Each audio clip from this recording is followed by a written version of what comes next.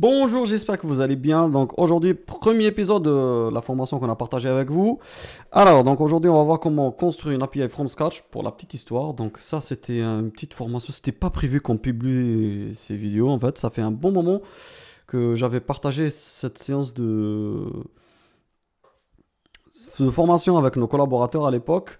Ça date de 2022. Donc je tiens à préciser, c'était .NET Core 3.1 ou point 2, je ne me rappelle pas. Donc maintenant, c'est avancé, bien sûr. Mais retenez qu'il y a des fondamentaux qui vont rester, je sais pas combien, mais qui c'était toujours là, qui vont rester. Comment faire une API, les bases sont toujours les mêmes. Donc je parle sur pas mal de choses, les patterns, on parle aussi, c'est quoi un processus, c'est quoi un thread. Voilà, donc on parle beaucoup de choses, garbage collector. Ça, c'est des trucs qui sont toujours d'actualité. Voilà, la techno elle-même, c'est vrai que on a évolué, mais c'est toujours les mêmes principes. Voilà, donc je vous laisse suivre cette formation. J'espère que ça va vous plaire. Allez, bonne formation. Oui, il parle de. Bref, on va utiliser l'abstraction, on va utiliser voilà, l'encapsulation, l'héritage et le polymorphisme, on va voir. Je ne sais pas si on va le. Mais je vais vous montrer un exemple de polymorphisme. Mais on va utiliser surtout l'encapsulation et l'héritage. Et l'abstraction aussi, hein, on va voir. Et tout ce qui est solide. Donc, il y a single responsibility. Donc, chaque classe a une seule responsabilité, hein. On ne va pas tout mélanger dans une seule classe. Les interfaces segregation, comment on découpe les interfaces, hein, l'héritage entre interfaces et la version de dépendance. Donc, on va voir tout ça. Et sur un tiers, vous allez voir comment on va découper les couches. Je ne sais pas l'article ce qu'il me fait. Bref, voilà, on va faire toutes ces. On va pratiquer tout ça là. Toutes les business layers, data layers, couche présentation aussi. Et on termine par le pattern repository aussi et les classes génériques. Donc, il est là. Après, il y a plusieurs patterns, hein. Il y en a qui utilisent un autre pattern qui n'est pas repository, mais qui. J'oublie son nom. Je vous dirai après si ça me revient. C'est Work. Unit of Work, voilà. Il est Imad, différent. Pardon? est-ce que vous partagez votre écran ou... Je t'entends pas bien, Bilal. Allô? Allô? Allô, Imad. Oui, là je t'entends. Concernant le partage de votre écran, est-ce que vous partagez l'écran ou... Ah, vous voyez pas mon écran? Oula, la Non. loose. Désolé, désolé. Ouais. Ah, pardon. En gros, ce que j'avais fait, j'ai reparcouru juste, j'ai dit l'objectif, c'est qu'on va revoir tout ce qu'il y a dans la doc ici, hein. Donc, les repositories patterns, on va voir c'est quoi les principes d'encapsulation, d'abstraction, l'héritage. Polymorphisme, on ne va pas le voir. Je pense pas mais je vais vous montrer un exemple quand même. Et les principes solides aussi. Peut-être on ne va pas tout voir, mais on va voir surtout ces deux derniers qui sont plus importants pour moi, et même celui-là. Et l'architecture un tiers aussi. On va mettre en place tout ça. OK? Allez, on commence. Donc, Visual Studio. Bon, ça, vous le savez, nouveau projet.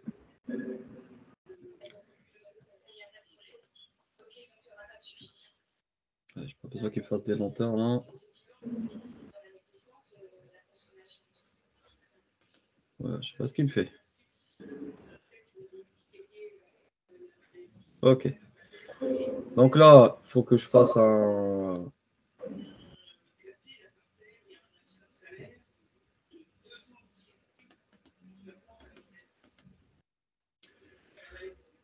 On va faire un projet web, hein. Tac. Et là, on va prendre un .NET Core. C Sharp. Donc là, je vais lui dire Web Application 1.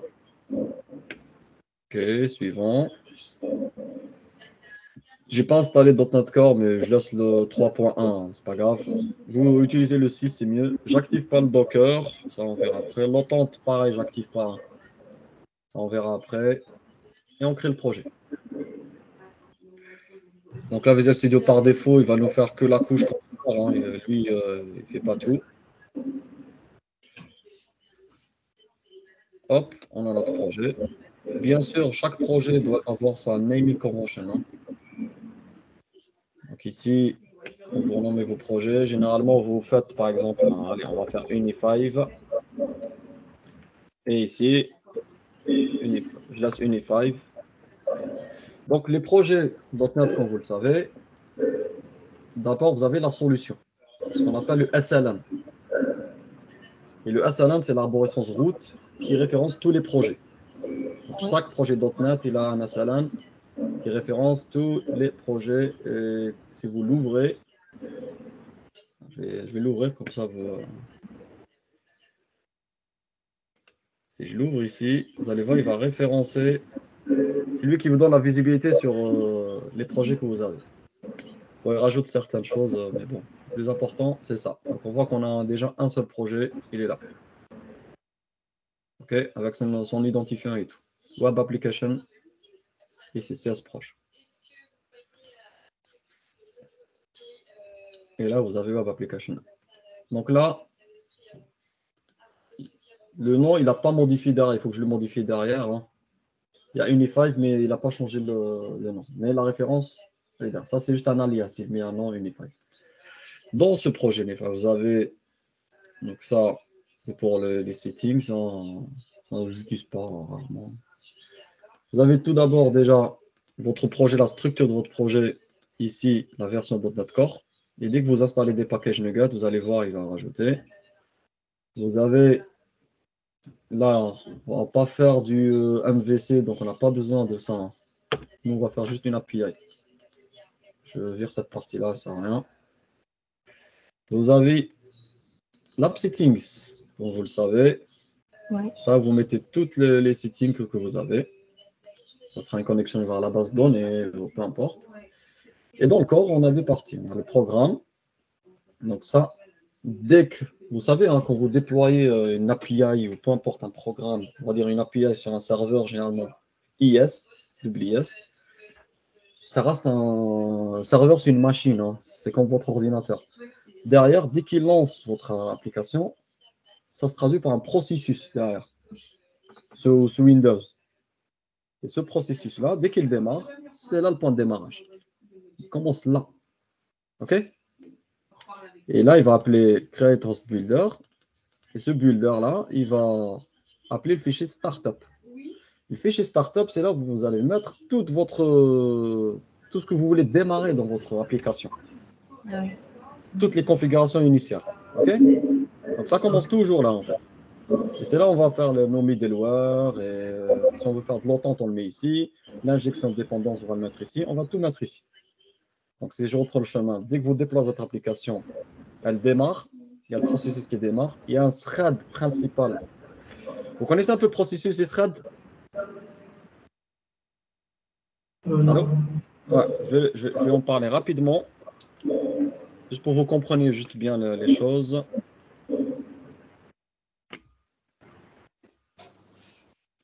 Alors, je vais juste repartager mon écran dans le deuxième. Là, vous voyez Visual Studio dans mon écran, on est d'accord, hein? Oui. Allô? Oui. Ok, je vais juste switcher le partage 2 secondes.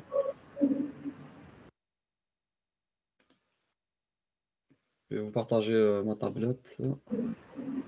Ok. C'est bon, vous voyez mon écran? Oui. Oui. Ok. J'actualise, je sais pas ce qu'il me fait.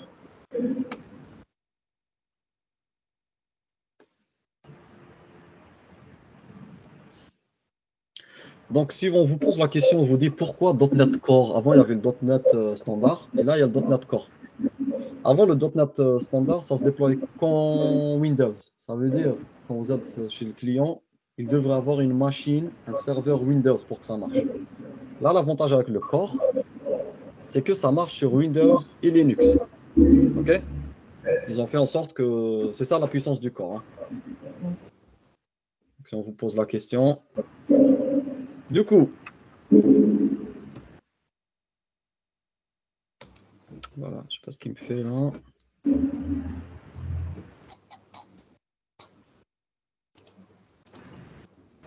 OK. Donc, Vous êtes dans le serveur IS. Donc, dès que vous avez une application qui est déployée, derrière, sous Windows, qu'est-ce qui se passe? Il y a un processus qui se lance. Okay. Il va prendre un espace mémoire dans la RAM, okay, où il installe, où il met tout ce qui est nécessaire pour que votre application démarre à la disposition de ce processus. Et ce processus va lancer un thread.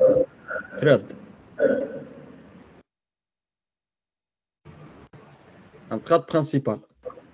Et c'est lui qui va exécuter votre code. Okay. Il va exécuter toutes les lignes qui sont dans la RAM. Là.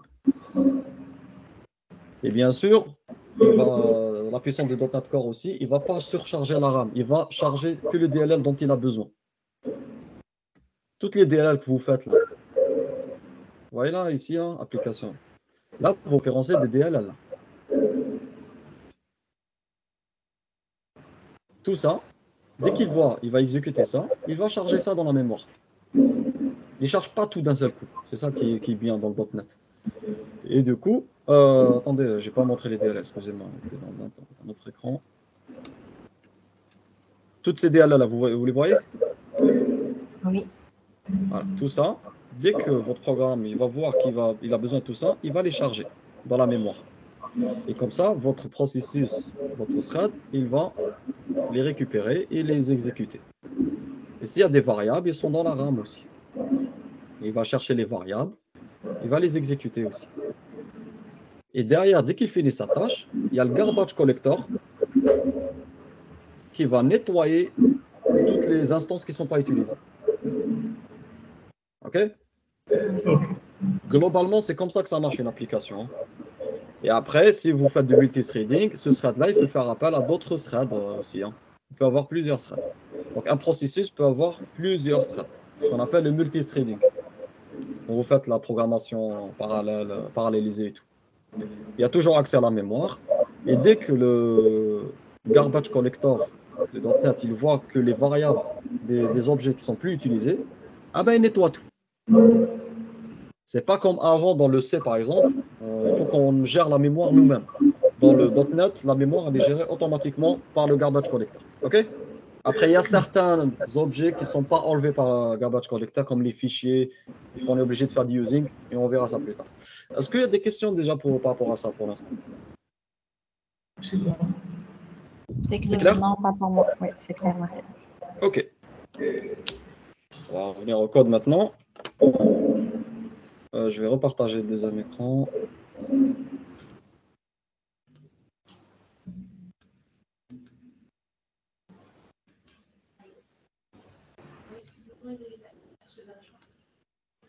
Hop.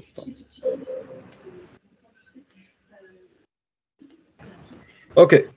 Donc, première chose, quel que soit votre client, quel que soit son besoin, le découpage, sans même savoir qu'est-ce que va faire votre application, le découpage, il est généralement le même. Hein. Donc là, on va découper nos couches. On va faire la couche modèle pour mettre nos objets dedans. On va mettre la couche, bon, la couche UI contrôleur, elle existe déjà, elle est déjà créée. D'ailleurs, il ne m'a pas fait de contrôleur ici, je n'ai pas créé le bon truc. Pourquoi il n'y a pas la couche contrôleur? Pardon? Pourquoi il n'y a pas la couche contrôleur par défaut? Je sais pas pourquoi, peut-être j'ai pas pris le bon truc, mais c'est pas grave, je vais l'ajouter. Hein. En principe, il devait le faire automatiquement. Peut-être j'ai pas choisi le bon template. Mais c'est pas grave, je vais l'ajouter. Ou on peut créer un nouveau si vous voulez. Hein. Je sais pas pourquoi il m'a fait ça, .NET Core. Peut-être il faut choisir API pour cette partie-là. Peut-être, t'as raison, ouais. Peut-être j'ai pas choisi le bon truc. Attends. Je mets API.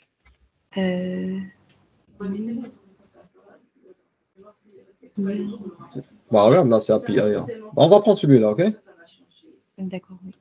Allez, on va tester. Application 2. On va l'appeler Uni5. Uni5 2. Uni5 seconde. Seconde 2. Je vais faire project. Ok. Solution. C'est une nouvelle solution. 3.1, ok. Je n'ai pas enregistré celui-là.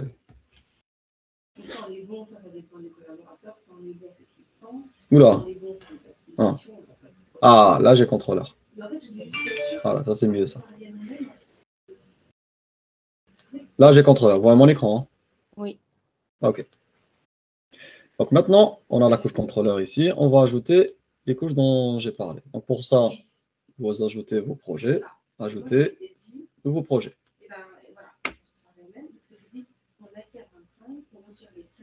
Donc là, on va lui dire c'est pas du web, mais là je veux des DLL en fait, je veux des bibliothèques. Parce que quand vous déployez un projet, derrière, quand vous compilez, en fait, ça se transforme en DLL, hein. Je vais vous montrer ça. Donc je dis c'est des DLL, c'est en .NET Core. C'est des bibliothèques. Là, on va l'appeler, donc toujours naming convention, hein. Généralement on met le nom du projet, Uni5 project par exemple, et vous faites point, moi je mets API par exemple, point modèle. Ok? Comme ça, on sait que c'est la couche modèle. Là, on lui dit, vas-y, 3.1, il faut qu'on ait la même version partout, hein. Je vais créer. Première couche créée. Maintenant, on passe à la deuxième, on va créer la couche business. Moi, je l'appelle service, mais après, vous pouvez trouver des noms différents, hein. Oui. Nouveau projet. Toujours, c'est des bibliothèques de classe. Là, on va l'appeler Uni5. C'est important les namings, hein. Comme ça, votre projet est structuré. Les gens qui vont venir derrière vous vont comprendre, en fait. API, point, service. Couche service. Toujours même version de .NET Core. Sinon, ça va, vous aurez des erreurs bizarres, hein, si vous ne faites pas ça. Et on termine par la couche Contrôleur. repository. Contrôleur, on l'a déjà, il l'a fait nativement. On est d'accord? Oui. Ok.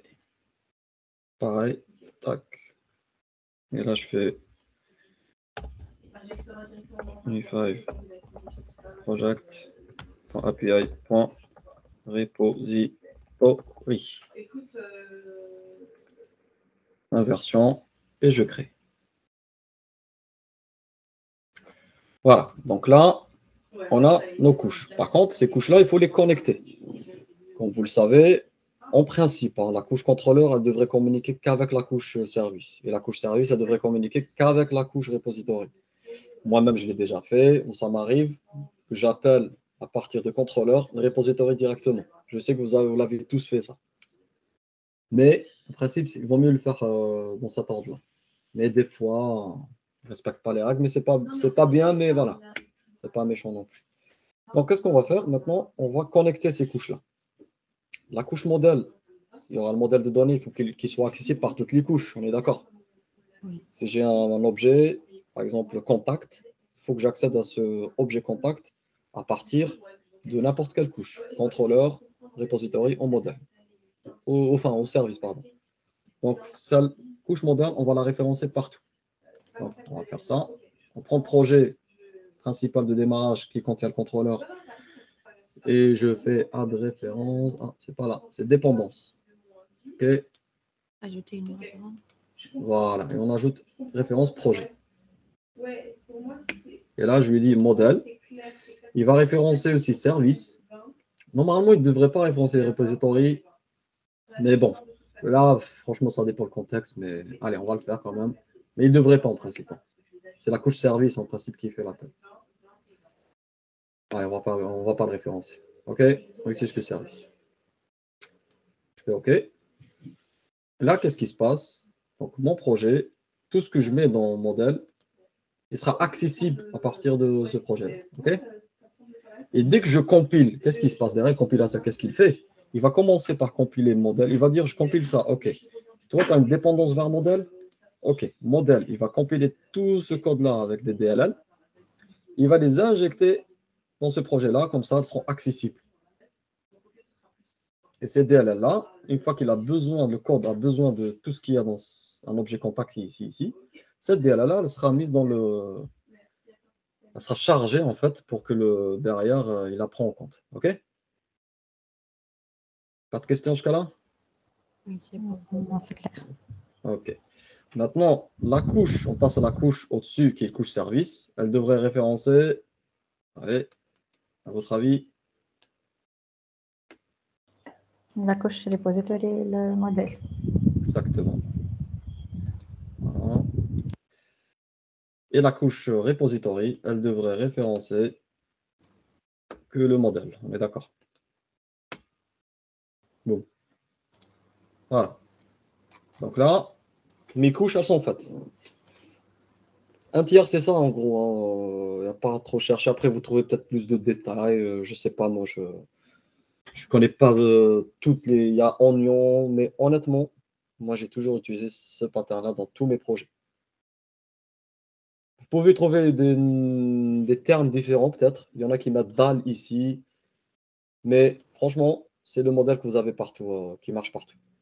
Généralement, c'est ça. Vous avez un peu. Vous pouvez trouver des trucs différents, mais les couches principales, c'est ça. OK? Ok. Maintenant, donc on a fait les couches. Donc on va parler un peu de la couche modèle. Donc, weather forecast ici, c'est un objet. Si je me mets sur le contrôleur, donc là, selon votre API, ce que vous allez faire, là, par exemple, ils font un get. Donc ici, ils font appel au weather forecast. Ça, c'est pas bon, ça. Je vais vous dire pourquoi. Là, il a accès à ça. Est-ce que vous connaissez les DTO? Ah, oui. Voilà, donc les DTO, pour ceux qui ne connaissent pas, quand vous prenez un objet de la base de données, il ne faut pas tout prendre en fait. Il faut prendre que les champs dont vous avez besoin. Donc le front, il faut qu'il envoie juste les datas dont vous avez besoin. Et pour ça, il faut qu'on mappe la data, soit avec un automappeur ou avec des selects. Et le DTO, c'est l'objet que renvoie le contrôleur vers l'utilisateur. Ou l'objet que reçoit le front à partir de l'utilisateur. On prend un exemple. Donc, on va améliorer ce qu'ils ont fait eux. Ici, dans la couche modèle, d'ailleurs, eux, ils ont pas. Je vais le déplacer ici, hein. Et je vais le supprimer ici. Donc ça, on met dans la couche modèle. Là, il va mettre une erreur. Et comme c'est référencé, il ne devrait pas le connaître en principe, hein. Peut-être pas. Bref. Donc là, on va l'appeler. On va laisser celui-là et on va rajouter un autre qu'on va l'appeler. Donc là, moi, ce que je fais d'habitude, je fais ça en fait, hein. Ajouter. Je fais DTO et je fais modèle. Mais ça, c'est mon découpage à moi, hein. Après, donc ça, je vais le glisser ici. OK. Et ça, je vais le mettre ici. Je vais changer les noms. OK. Classe, je le vire, j'ai pas besoin. Et dans forecast ici, je vais l'appeler forecast DTO. Toujours important dans la convention de nommage. DTO. Hop. Et là, ça va devenir DTO. Et du coup, je dis dans mon DTO, j'ai pas besoin de renvoyer toutes ces informations qui sont dans la classe, mais je vais renvoyer que la température, par exemple. Allez. Et la date. Alors, pourquoi il me fait une erreur? Donc, il y a déjà une définition, regarde DTO. Qu'est-ce qu'il me raconte?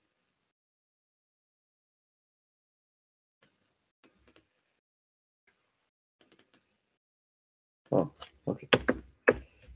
Voilà. Ça, c'est l'objet qui vient de la base de données. Il contient toutes les propriétés. Par contre, celui que j'expose au client, j'ai besoin que de ça, par exemple. OK? Maintenant, ici, je ne devrais pas lui retourner. Ah voilà, je devrais l'objet qui vient de DTO. Pas le tout. Est-ce que c'est clair cette partie ou pas? Oui. Dites-moi hein, si c'est pas clair pour vous, si vous ne voyez pas l'intérêt, par exemple, n'hésitez pas, hein, les autres, hein. D'accord. Le but, c'est de voilà, comprendre les choses et faire les choses le plus proprement possible, hein. OK? S'il n'y a pas de questions, on continue. Tu voulais dire quelque chose, peut-être, Bilal? J'entends. Non? Ok. On continue. Donc là, j'ai fait mon DTO, mon get. Je peux le faire même en post. Hein. Donc je peux faire un post. Vous connaissez les verbes, ce qu'on appelle les verbes de l'API. Hein. Vous avez le post, le get, le patch et le delete. Il y a le put aussi. Vous connaissez tout ça ou pas? Oui. Bon, le patch, je connais pas moi. Le patch, il est utilisé pour faire des updates généralement. On voit une colonne et tu dis j'update cette colonne. Pourquoi pas on utilise put? Pardon? Pourquoi on n'utilise pas put pour l'update? Put, c'est pour ajouter une nouvelle data. D'accord. Après, oui, après tu peux faire. Ouais, en fait, c'est des standards, mais si tu fais un post, ça marche aussi, on est d'accord. Hein. Ou tu fais un update avec un objet, ça marche aussi. C'est juste ça facilite les choses. Hein. Quand tu fais un patch, tu n'envoies pas tout l'objet, tu envoies juste le champ que tu veux update. C'est plus facile. D'accord, c'est clair. Voilà. Du coup, tiens, il est là d'ailleurs. Patch, vous avez tout. Hein. Et là, je vais mettre post, par exemple. C'est un post où il me donne. Par contre, ici, je peux faire un autre DTO. Je peux l'appeler forecast post, par exemple. Parce qu'ils vont m'envoyer plus d'objets que celui-là. Ça, c'est pour la lecture et ça, c'est pour le. Donc ici, je peux mettre. Ça, c'est. Vous voyez l'idée ou pas? Oui. Ça, c'est pour le get. Et je lui dis en post ça partout. Et ça, vous gagnez en performance quand vous faites ça. Hein. Quand vous ne transitez pas, déjà en termes de réseau, il y a moins de data qui transite. Même côté base de données, c'est un gain en perf, hein, tout ça. Et en visibilité aussi. Et je peux faire un autre ici. Je vais l'appeler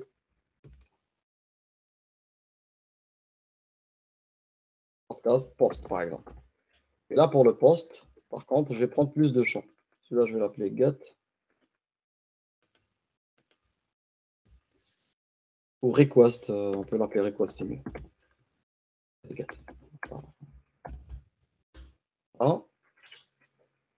Celui-là, on va l'appeler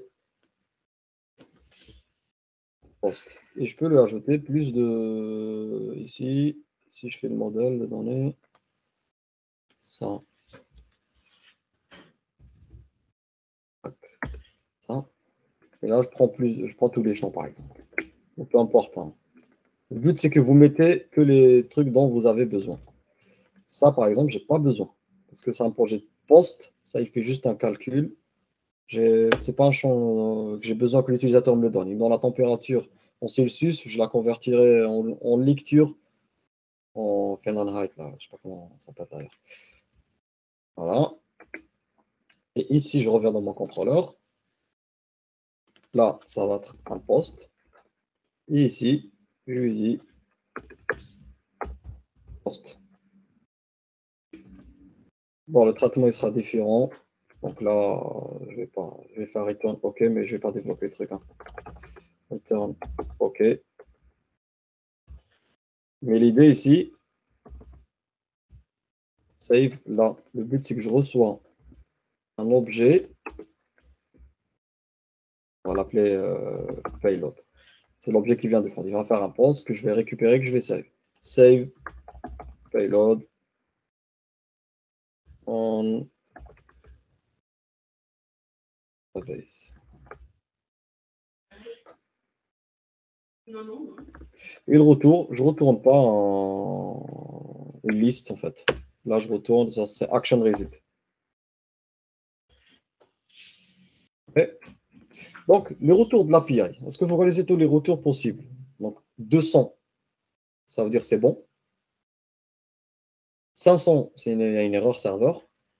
401, ça veut dire vous n'êtes pas autorisé à appeler cette application. Vous n'avez pas les permissions, enfin, pas les permissions. Vous n'êtes pas authentifié. 403, ça veut dire que vous êtes authentifié, mais vous n'avez pas les permissions. Par exemple, à créer des trucs. Vous avez le droit qu'à la lecture. Et il y a d'autres, hein, il y a plein, il y a 429, c'est le throttling, c'est que vous avez dépassé le nombre d'appels à l'API. Mais il y a 400 aussi, bad request, ça veut dire que vous avez envoyé des trucs qui ne sont pas bons dans la requête. Et ici, vous pouvez faire tous les retours possibles, hein. Donc le OK, ça retourne à 200, il va vous le dire, hein. Là, c'est 200. Et vous avez d'autres réponses. Vous pouvez faire 404. Par exemple, bad request. Bad request, c'est ça. Si vous voulez envoyer une erreur 400 à l'utilisateur. OK? Ça va pour l'instant? Oui, ça va. Okay. C'est important les réponses à l'utilisateur. Comme ça, celui qui utilise votre API comprend les choses, comprend qu'il y a une erreur ou pas. Voilà, voilà. Donc ça, c'est la couche contrôleur. Donc j'ai fait mes DTO. Et bien sûr, à chaque fois que je reçois un DTO, avant de sauvegarder dans la base, je le map avec le vrai objet. Donc soit vous utilisez l'automapper, soit vous faites my object. Non, c'est pas ici. Donc là, le DTO, c'est l'inverse. Vous prenez de la base et vous le mappez avec un DTO. Et quand vous recevez un DTO, vous le mappez avec la base. Ça va, c'est clair là? Pas besoin que je vous donne un exemple peut-être? Allô? Est-ce que Oui, c'est c'est clair clair. ça ou pas? Ok. Oui, oui, c'est clair, c'est bon. Ouais, de toute façon, c'est pas besoin de le faire. Ok. Ça marche. Donc maintenant, on va passer à... Donc, quand vous faites une API from scratch, donc là, vous mettez le socle, mais il faut que vous pensiez à la documentation. Ça veut dire qu'il faut installer un Swagger. Vous connaissez tous le Swagger, je pense. Il y a quelqu'un qui ne connaît pas Swagger ou pas? Peu importe, Moi, je je vais le faire. connais. Euh, pardon? Moi, je connais, mais moi, j'utilisais plus Postman.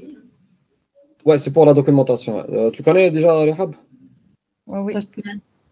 Ok, ça marche. Moi aussi, j'ai utilisé Postman. Voilà. Oui, oui, je pense que c'est très utilisé. Donc, voilà, il faut toujours penser à avoir un Swagger pour la documentation, à sécuriser l'API. L'API, il faut que jamais qu'elle reste open bar. Par contre, on ne va pas le faire dans cette session la sécurisation. La sécurité, on va le faire dans une autre session. On verra plus tard parce qu'il y a plusieurs manières de sécuriser une API. Il faut penser au log aussi, comment vous loguez votre application, tout... parce que s'il y a un problème en production, au moins vous savez ce qui se passe. Et bien sûr, tout le découpage et l'injection de dépendance qu'on va faire maintenant. Okay. Maintenant, on passe au Swagger. Donc, pour faire le Swagger, il faut installer des packages. Okay, et ajouter quelques lignes de code. Donc, pour ça, on va aller. Déjà, on va voir si ça compile. Non, je n'ai pas fait n'importe quoi.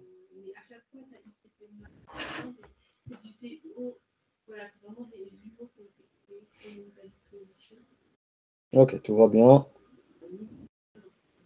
Génération réussie. Super. Maintenant, le Swagger. Le Swagger, on va l'injecter, on va l'initialiser dans la couche du projet de démarrage. Tout va se passer dans le startup. Et avant ça, il faut qu'on installe des packages Nugget. Donc, pour installer le package Nugget, il faut aller dans le, comme vous le savez ici. Alors, il ne faut jamais installer le package Nugget dans la solution, hein, parce que sinon, il va l'installer dans tous les projets. Pour chaque projet, vous lui donnez les packages dont il a besoin. C'est important, ça. Pour chaque DLL, on télécharge par Nuget, c'est ça? En fait, pour chaque projet, exactement. Sauf si vous voyez qu'un package est utilisé partout, là, ça vaut le coup de le faire sur projet, D'accord. enfin sur la solution. Mais si ici, j'ai pas besoin d'Entity Framework, par exemple, je sais pas, dans Model, je vais pas installer Entity Framework dans Model, tu vois. Oui. C'est ça la réflexion. Utiliser les packages, le Swagger, j'ai pas besoin de le mettre dans le repository, ça n'a pas de sens. Par contre, si je le fais au niveau solution, il va l'installer partout. Oui. Donc, chaque projet, il faut lui donner les DLL qu'il faut. Comme ça, votre binaire, package qu'on vous déploie à la fin, il ne sera pas très lourd, déjà. OK? La taille de... Il ne faut pas surcharger. Parce qu'il ne faut pas... on ne le voit pas, hein, mais quand vous installez des packages Nugget,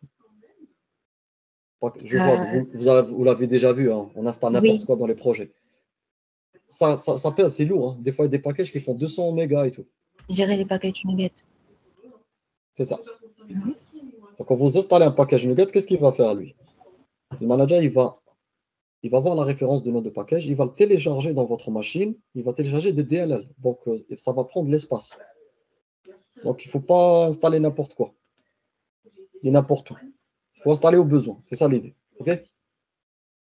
Ok. Du coup, pour le Swagger, j'oublie comment il s'appelle.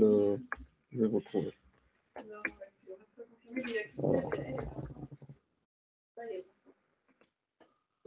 Attends, je vais écrire Swagger, je pense qu'il va me le donner. Voilà, .NET Core Swagger. Donc là, on prend une version stable. Hein. Prenez pas les previews, parce que preview, c'est un package qui peut disparaître. Toujours quand vous prenez les packages Nougat, regardez qui les a fait, hein, parce que n'importe qui peut faire des packages Nougat. Donc celui-là, bon, je le connais. Vous pouvez voir la source qu'il a fait ici. Voilà. Installer. Voilà. Là, ce qu'il est en train de faire, en fait, les packages Nougat, il faut que vous compreniez, c'est des DLL. Hein. Il va les télécharger et va les mettre dans mon projet. Voilà. Là, j'ai mon package. Qu'est-ce qu'il me fait, lui?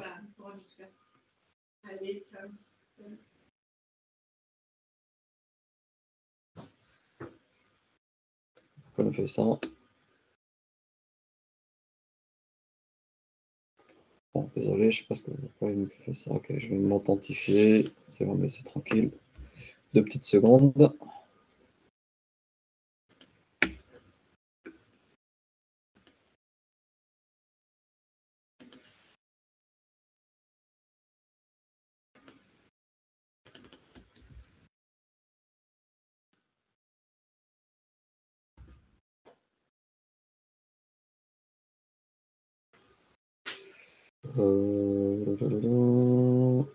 Attendez, juste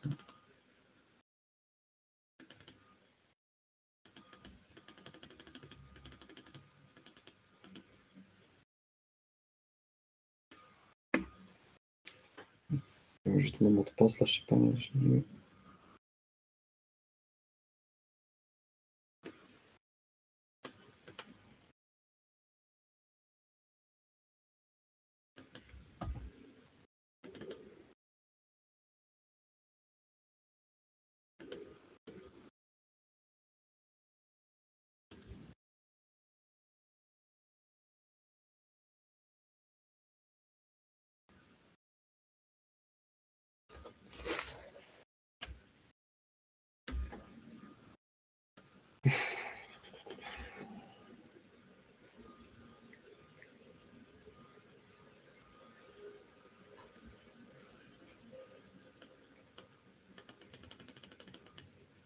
Voilà, pour la résolution. Ok.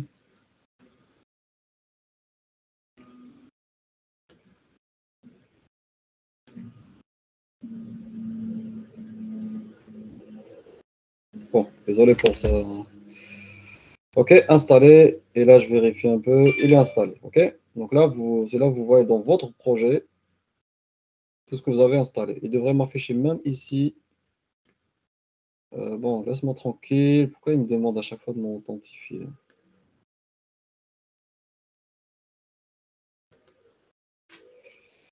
Mais là, vous devrez voir les projets. Je ne sais pas pourquoi il n'affiche pas ici. Peu importe. OK. Donc là, une fois que j'ai ce package, vous allez voir dans votre projet ici. Voilà. Il a ajouté une référence. Donc il note qu'il a un package Nugget à récupérer. Pourquoi il y a ça? En fait, quand vous donnez votre code au DevOps pour déployer, ils vont initialiser tous les packages Nugget. Ça veut dire quoi? Les DLL ne seront pas chargés dans le code. OK? Donc, Ok. pour déployer l'application, il faut récupérer ces DLL-là. Et dans le DevOps, il va faire quoi dans son pipeline? Il va restore les packages Nugget. Et le restore, il fait quoi? Il va voir tout ce qui est ici. Il y a ici. Il va dire, OK, il y a ce package-là avec cette version. Il va appeler nugget.org là. Il va télécharger ce package. Et il va injecter les DLL. Donc, si vous le sautez par là, il ne sera pas installé votre package et ça ne marchera pas. Vous aurez des erreurs bien bizarres. OK? C'est ça les packages Nuget, hein. Ça facilite en fait la gestion des packages. Et en local ici, bien sûr, si je fais un build, vous allez voir. Je fais exprès d'expliquer ces choses, peut-être c'est évident pour certains d'entre vous, mais je sais que c'est pas évident pour d'autres, hein. En fait, ces bases elles sont importantes quand vous aurez des erreurs de build des fois, c'est bien de comprendre ça en fait. Et là, si je vois ce qu'il m'a généré, vous allez voir. Et où là? Ouais. Si je me mets dans le projet, dans Oui, le bin, hein. Le bin, c'est quand je build, c'est le bin, il va construire toute mon application ici. Dans le debug. des bugs. Voilà. Et vous voyez, là, il m'a récupéré la DLL. Oui, Par contre, si je la vire d'ici, il ne va pas la récupérer. Il va me dire package introuvable. Non, non, il ne va même pas le voir. Et voilà toutes les DLL de mes projets aussi. oui, c'est Repository, service. oui, service. Les PDB, c'est quoi? Les PDB, en fait, c'est généré quand vous êtes en mode debug. C'est Oui, ça qui permet de faire le débugage. En mode release, vous n'aurez pas les PDB. OK? oui. C'est pourquoi on envoie vers le client un fichier release, par exemple, non Exactement. pas des bugs. Voilà. Il ne faut pas faire debug quand vous envoyez votre release pour le déploiement. C'est bon. Oui, Et voilà le projet exe. Et c'est ça, quand je le lance, ça lance un processus, comme je vous ai dit tout à l'heure. Et ça exécute tout le fichier startup. Maintenant, on installe les packages. Il faut maintenant lui dire utilise le Nugget. Pardon, utilise le Swagger, pardon. Oula, je perds mes mots. OK? Donc pour ça, il faut ajouter quelques lignes de code. De mémoire, il faut. Juste, je me rappelle un peu. C'est dans la couche configuration service, ici. J'ai un projet à côté, hein. Voilà, il faut ajouter Swagger. Pour ça, il ne reconnaît pas ça, il faut que j'ajoute la DLL au-dessus. Ça s'appelle. Attends, comment ça s'appelle? Comment elle s'appelle?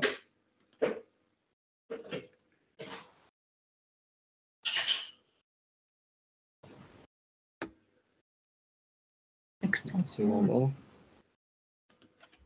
Je viens juste ici.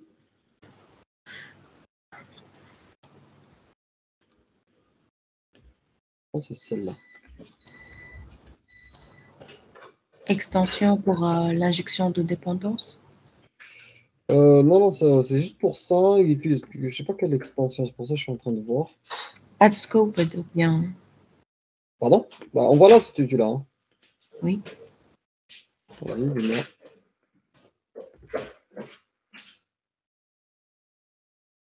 Tu l'as? Attends. Microsoft extension pour dépendance et injection. Ah, celle que j'ai mis avant, c'est celle-là, hein. Oui, Mais il veut pas, je sais pas pourquoi. Bon, c'est pas grave, on va voir après. Startup, ce que je vais faire en fait, je vais mettre juste des DLL que j'ai déjà. Je vais péter les plans, c'est sûr.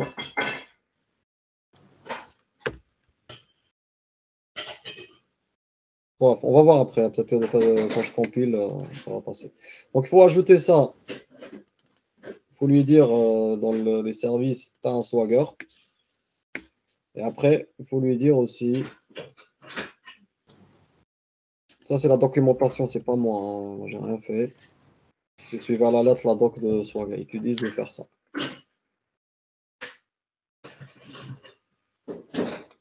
Pourquoi il va pas. Je sais pas pourquoi il n'aime pas ça.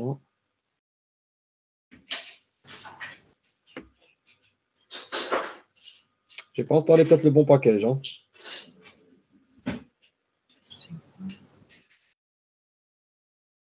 Peut-être j'ai pas installé le bon package Nougat.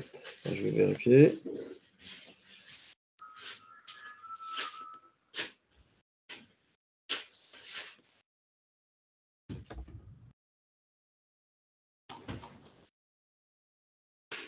Ouais, il me manque des packages en fait.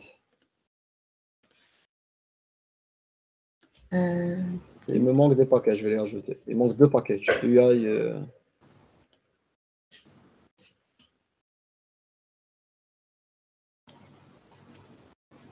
Celui-là, il s'appelle Swagger.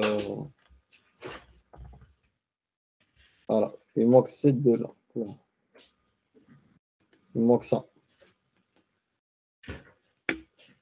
Il manque UI aussi. Hein. Mhm. Il y a 3 packages à installer. Qu'est-ce qu'il y a? Il veut pas. Ah, c'est bon. Ok. Et je rajoute UI aussi. Laisse-moi tranquille. Ça, c'est la doc. Hein. Il faut voir la doc de. Vous verrez qu'il recueille ce package-là. Hop, ok. Voilà. En principe, ça devrait aller. Voilà, c'est bon. J'ai installé mon package Nougat. Là, si je lance, en principe, automatiquement, il va me générer la documentation de mon API.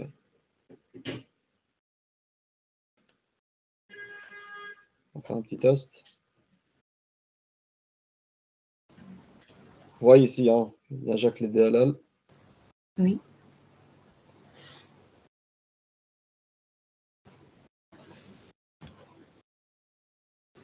Une fois qu'on termine ça, on va passer à la création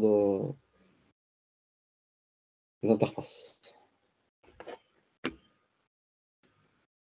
Donc le Swagger. Je vais pouvoir voir le Swagger.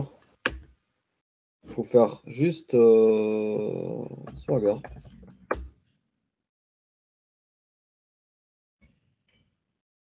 Là. Un peu lent. Ce qu'il fait.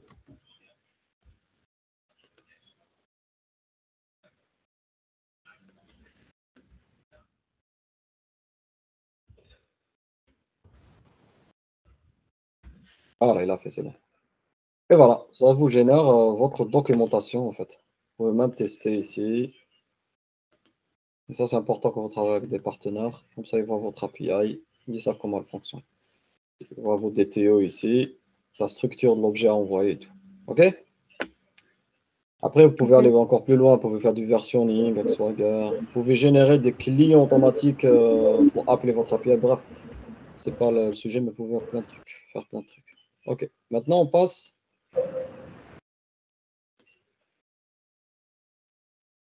tout ce qui est injection de dépendance et tout. Hein. Là, on va créer des interfaces. Donc, pourquoi on crée des interfaces? Je rappelle juste le contexte. C'est pour éviter le couplage, en fait. Si j'ai, par exemple, contact service qui fait appel à e-contact repository, si je fais new contact repository, je ne passe pas par l'injection de dépendance. Si demain, je passe de SQL en NoSQL, bah, je devrais changer le code partout. Par contre, si j'utilise des interfaces, j'ai qu'à brancher, en fait. Je débranche, vous allez le voir, j'en parle, mais je vais le démontrer. Hein. Donc, je branche e-contact repository avec la classe qui accède à la base de données SQL. Je la débranche.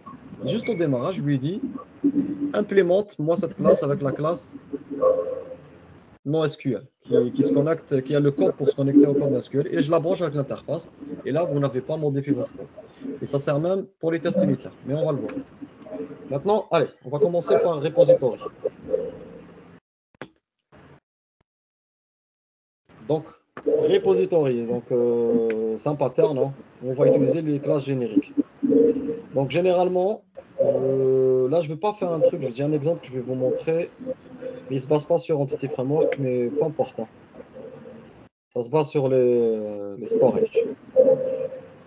Donc, toujours, mais peu important. À chaque fois, vous créez une classe qui s'appelle, par exemple, ici, on va l'appeler générique repository.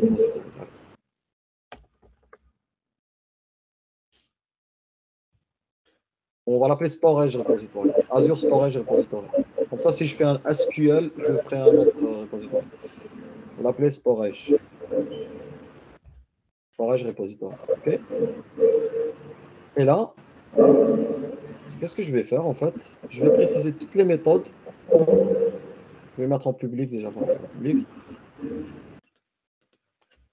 Là, je vais mettre un constructeur. OK. Comme ça, je vais injecter tout ce que je veux ici. Ensuite, je commence avec les... comment ça s'appelle? Les actions que je veux faire. Par exemple, un gâteau. Attends, j'ai une méthode ici, je vais la mettre. Par exemple, je vais faire un gâteau. Donc, ce storage repository, moi, je vais l'utiliser pour toutes les classes. OK? Si j'ai plusieurs tables, par exemple, dans ma base de données, je peux avoir, par exemple, table contact et table... allez, on va prendre client et compagnie. OK? Donc, j'aurais potentiellement besoin de récupérer toutes les compagnies et j'aurais potentiellement besoin de faire récupérer tous les clients. Une requête qui me fait ça. On est d'accord? Donc, vous remarquez que getAll, c'est une méthode en fait qui est commune pour les deux. Vous me suivez jusqu'à maintenant ou pas? Oui, oui. Je vais donner un exemple pour être plus clair. Je pense que ce n'est pas assez clair pour tout le monde. Je vais faire ça. Vous allez comprendre pourquoi. Allez, je crée un compact repository. Oui, compact repository. Client repository, pardon. Customer, allez, on fait en anglais. Customer. Je sais pas comment ça s'écrit. Customer, ça s'écrit comme ça?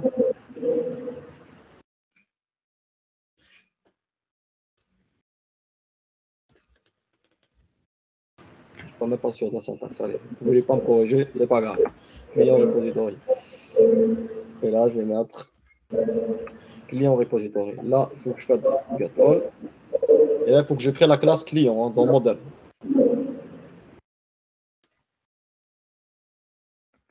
Hop, renommer. Là, je vais faire client. Dans la classe client, là, on va faire par exemple string. Là, on va faire un name. Et on va rajouter H par exemple. OK? Pour l'exemple. Client. Donc, je les mets dans mon modèle. Donc, ici, dans mon repository, il est où d'ailleurs? Je l'ai perdu. Tac, tac, tac, repository. Ici, client repository. Alors, je vais l'appeler comme ça. Mon client repository. Ici, je rajoute liste. C'est juste link. Hein. Et là, je vais faire client.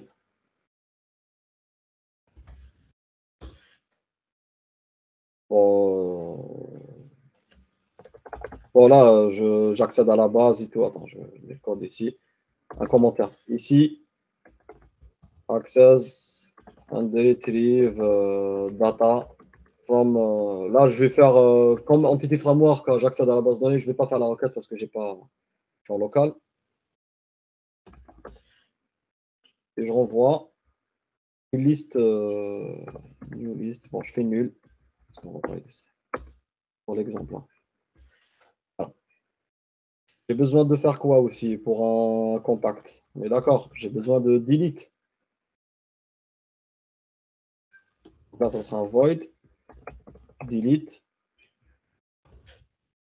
Je donne en entrée ID. Et je delete. Et là, le code de delete. OK? Il y a quoi d'autre? Allez-y, hein, vous pouvez me dire aussi. Hein. Qu'est-ce que je peux faire sur un client compact? Par défaut, hein, déjà. Ajouter. Bien, c'est ça. Donc, on va faire create.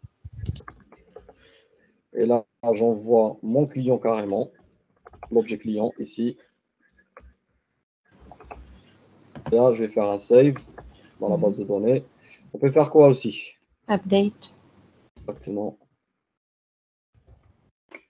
Et là, j'update. Et là, ça dépend de la techno que vous utilisez, un petit framework ou peu importe. On ne va pas rentrer dans ce détail là pour l'instant. Oui. Alors, est-ce que vous voyez autre chose? Get by ID. Pardon? Get by ID? Mm. Ouais, pas mal. Vous pouvez même utiliser celui-là, mais oui, on va rajouter get by ID. Vous avez raison. Donc, tout ça, c'est des méthodes communes. Hein. Ouais. Là, get by ID, on est d'accord, il y aura un seul retour get by ID. Et là, je donne un int. On va faire ID. Okay. Et là, je retourne mon client à partir de la base de données. Voilà, c'est déjà pas mal. Oui. Donc là, je vais créer une autre classe pour société, compagnie.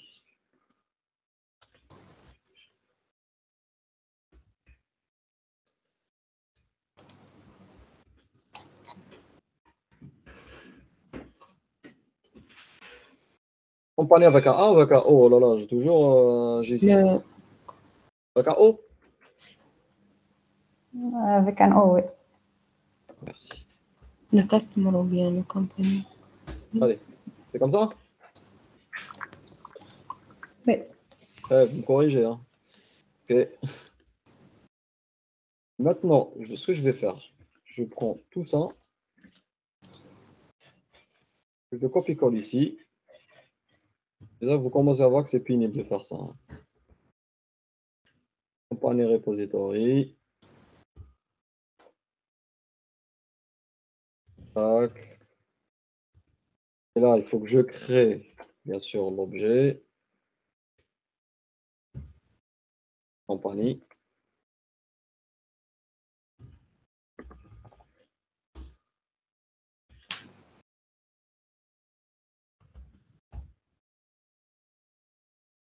Name, adresse, peu importe, on verra après.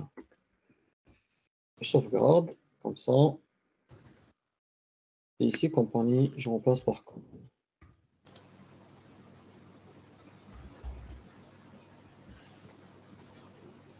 Je ne le trouve pas.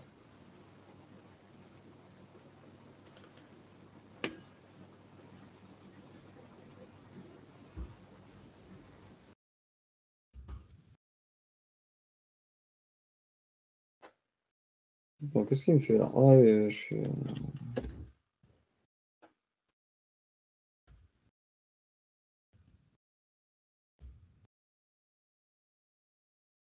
Voilà.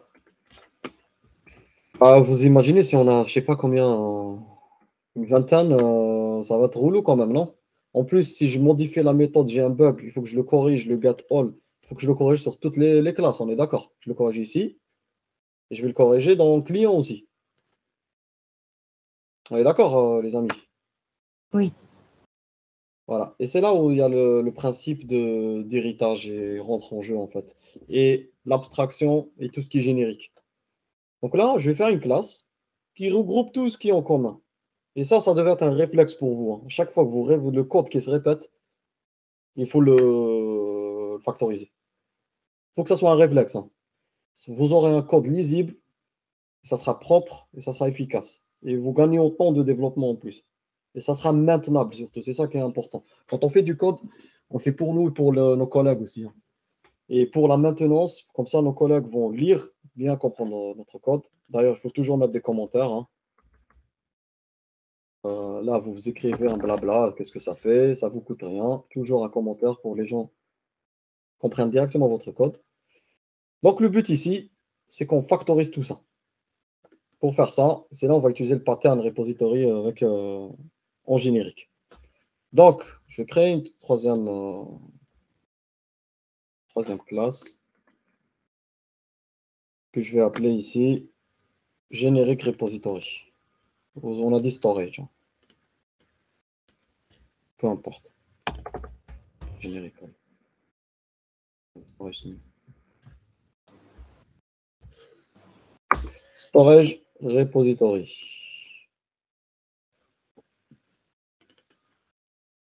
Voilà.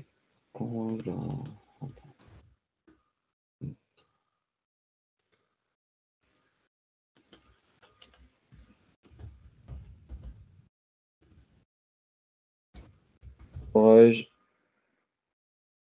repository. Bon, c'est comme ça. Comme ça, m'embêter.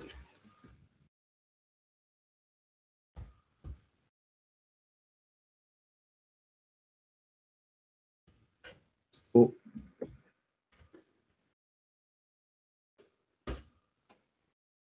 Et là, dans store. Dans le storage, qu'est-ce qu'il me faut? Oh là là. Ah, il a changé ça en compagnie. Ok, pardon. Ah, c'est celui-là que je vais mettre en compagnie alors. Bon, désolé hein, pour. Ok, donc ça, c'est compagnie.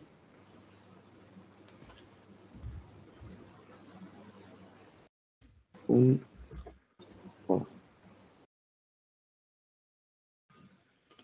Ça sera storage.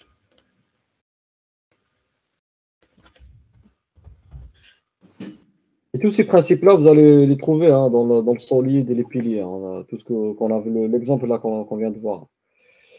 Par contre, là, vous allez me dire, et on a un problème. Quel objet tu vas utiliser? Oui. Et c'est là, je sais qu'il y en a d'entre vous qui connaissent. Est-ce que tout le monde connaît le générique? Qui connaît pas le générique? Moi, je connais. Pardon? Moi, je le connais. Ok, les autres? Oui, pour moi. Ah bah ok, en fait, vous connaissez le truc. Pas besoin de m'étaler trop. Ok, avant de faire le générique, je vais rajouter juste... Bon, on va faire après. Donc là, il faut que je lui dise... Ah,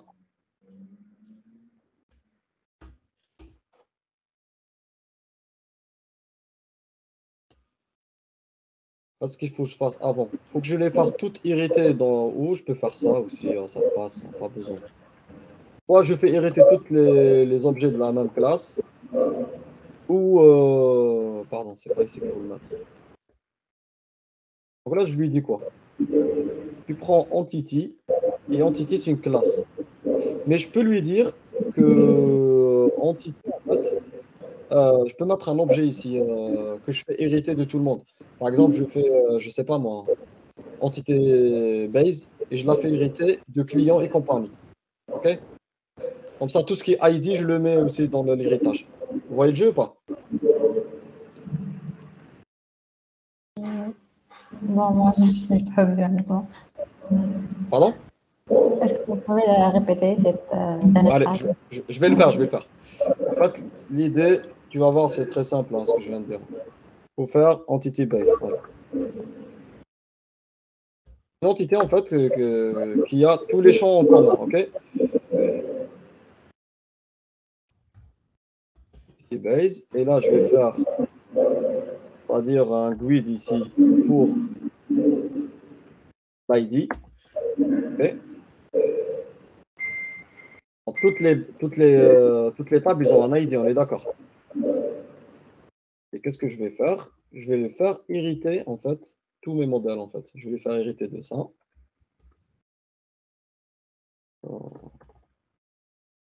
Entity base. Comme ça, compagnie, elle aura son ID qui sera entity base. Et pareil pour...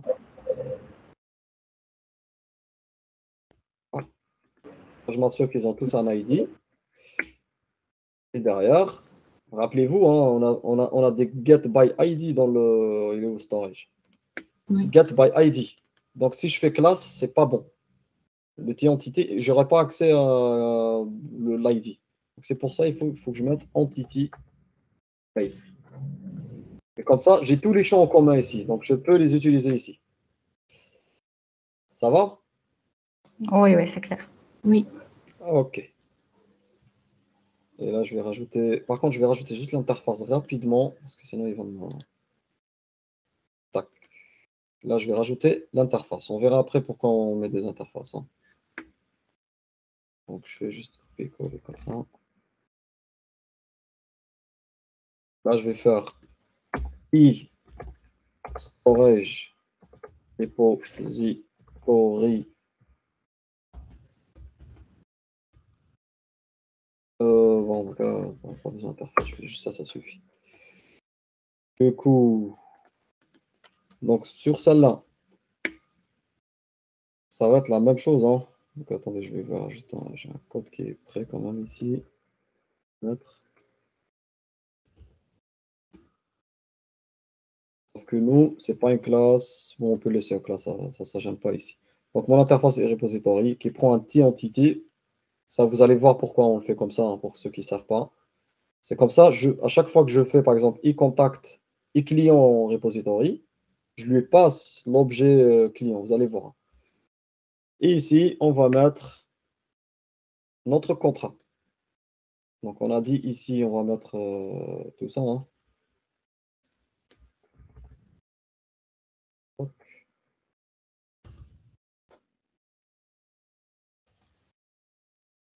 Donc, on a besoin de lister pas les compagnies, mais tout ce qui est entité. OK? Et là, ce qui est bien, c'est joli, vous pouvez mettre votre blabla ici. Et expliquer chaque champ, en fait. Comme ça sera clair pour celui qui utilise votre API. Voilà, vos collègues développeurs. Hack delete. Ça, je le vire aussi.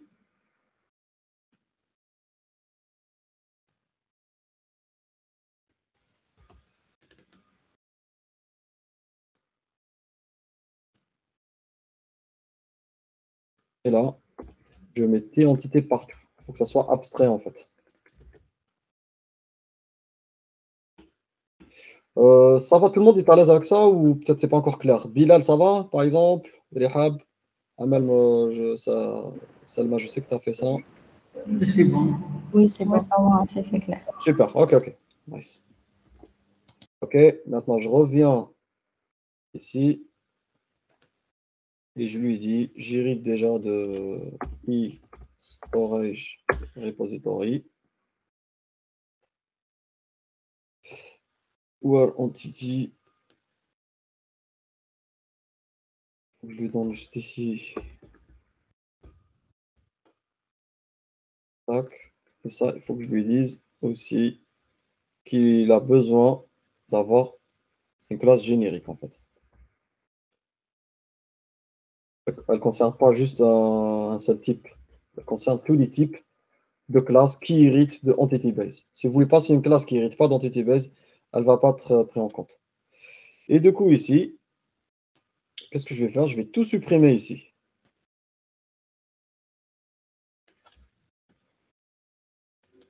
Spiral, il faut que j'implémente tout. Implémenter interface. Et voilà. Et là, on va mettre notre code pour créer ou pour. OK? Et ici, par exemple, regardez, j'ai mes clients, je devrais mettre payload et j'ai d'ailleurs. La magie de tout ça, en fait, quand vous faites des updates, par exemple, peu importe, ouais, les updates.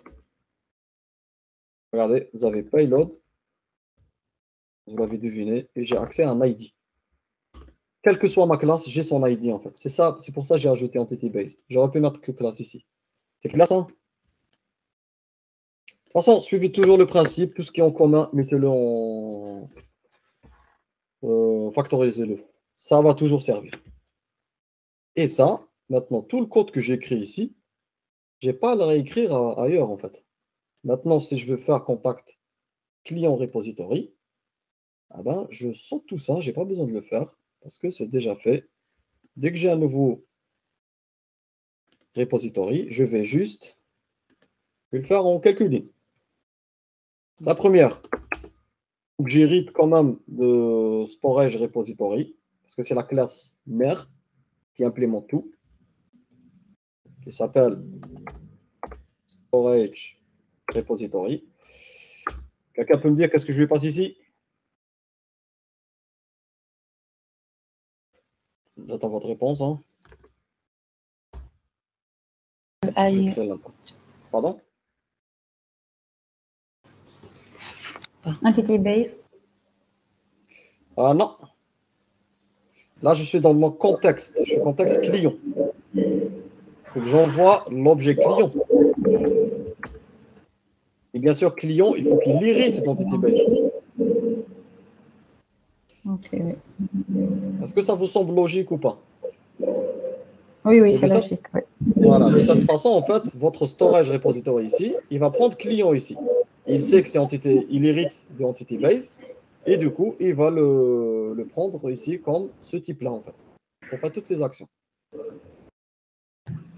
Et si je veux faire aussi, là, c'est pour compagnie, ça va être pareil. Je vire tout ça. C'est ça la puissance de ce truc, en fait. j'ai qu'à hériter de storage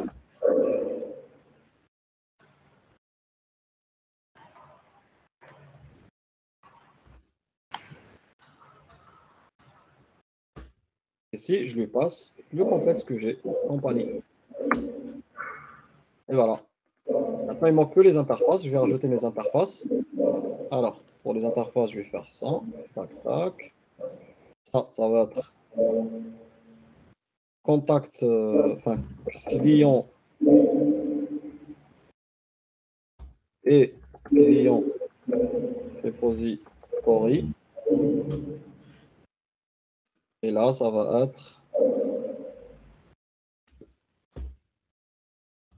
et compagnie repository.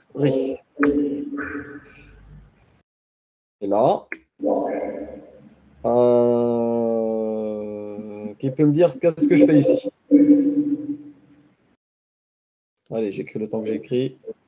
Allez-y, même si vous vous trompez, c'est pas grave, hein, on est là pour les compagnies. On va rien changer. Ah ouais? Bah, il faut que j'implémente tout ça là, on est d'accord? Oui, Dans mon contrat et compagnie. Il faut que ça apparaisse celui qui utilise ce contrat. Mais vu que je l'ai déjà fait, j'ai pas à le réécrire.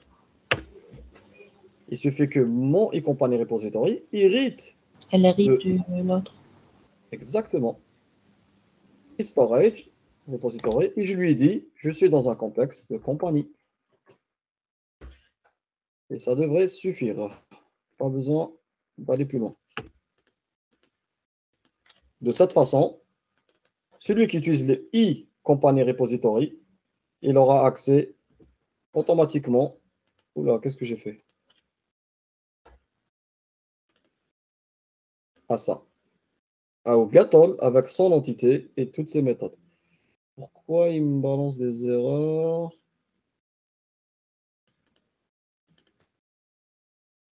Voilà, je vais voir pourquoi. Je ne sais pas pourquoi il me fait ça. Et je vais faire la même chose pour client. Ah, ok, j'ai compris pourquoi il fait ça. Là, je supprime tout. Pas besoin de tout ça. Et là, je vais l'appeler juste.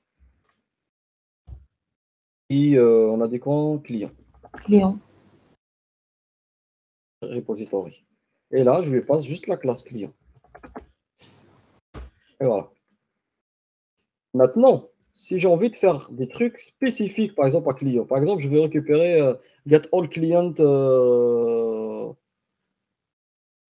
qui ont en dessous de l'âge de 9 ans, par exemple, enfin un âge de 20 ans, au-dessus de l'âge de 30 ans, par exemple.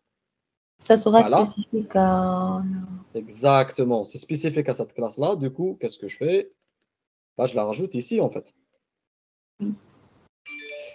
Oui, j'ai pas fini ici. Pour la classe client repository, il faut que je lui ajoute son contrat. Oui, client repository.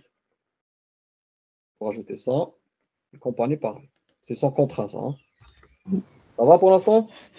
Oui, comment? De toute façon, ça, il faut le pratiquer pour bien le comprendre. Hein.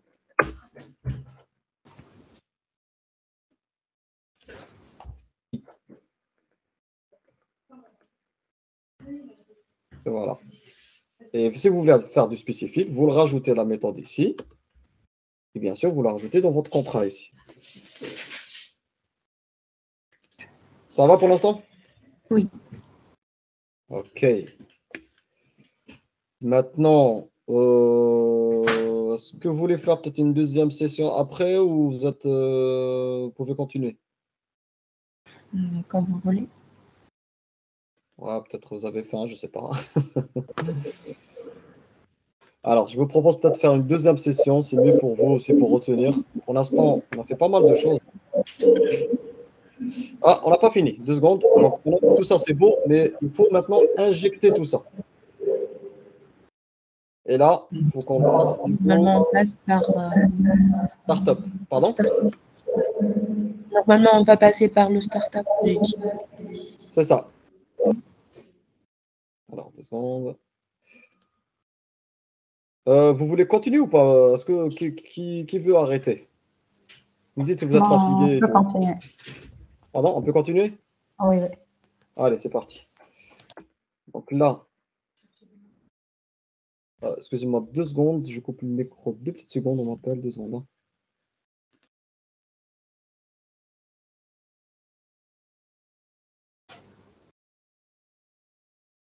Ouais, désolé.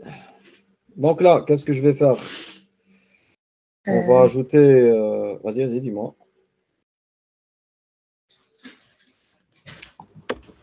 L'implémentation. Je vais dire i déjà storage repository. Okay. Je vais donner la référence ici. Et est implémenté par storage repository en mode. Par contre, là, il faut mettre ouais. le chemin de storage repository. Effectivement. Alors, qu'est-ce que je vais lui mettre là? Ben, en fait, il n'y a pas besoin de faire celle-là. C'est la générique, en fait, il n'y a pas besoin. Je vais faire que les autres. D'accord. Et iClient. Parce que vu que, je vais dire pourquoi, vu que l'autre irrite déjà, il n'y a pas besoin de le faire. Ça devrait fonctionner.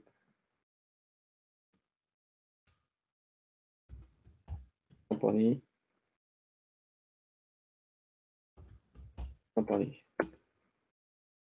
voilà. Là, en fait, j'ai dit à mon injecteur, quand quelqu'un appelle eClient Repository, bah, c'est ça qu'il faut aller implémenter par ça. Et toute la magie, elle est là, en fait. Hein.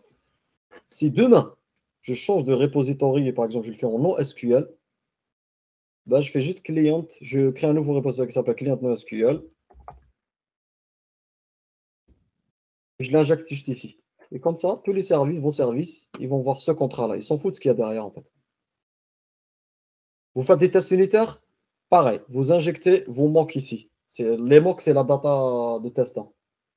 Je fais juste mock client repo. Et ça marche dans l'application. Il va récupérer la data ici. Il faut juste que ça respecte ce contrat-là. C'est ça la magie de l'injection de dépendance, en fait. Hein. C'est clair, ça va ou n'hésitez pas à poser des questions. D'accord, c'est bon. C'est bon? OK. Donc là, on a créé notre couche repository. Il ne nous reste que la couche service. Hein.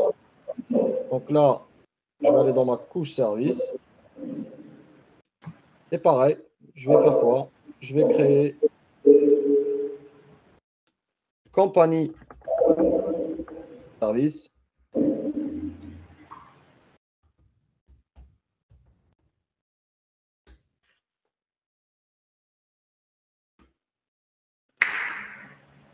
Et là, il faut que j'utilise mon repository. Par exemple, si je fais une méthode qui s'appelle public, on voit c'est quoi compagnie? Compagnie.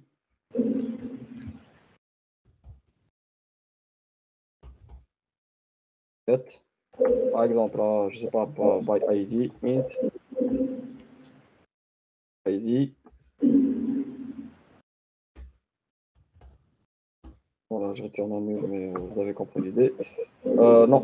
OK. Donc là, on est d'accord, il faut que la couche service fait appel à la couche repository. Et du coup, il faut que je l'injecte ici.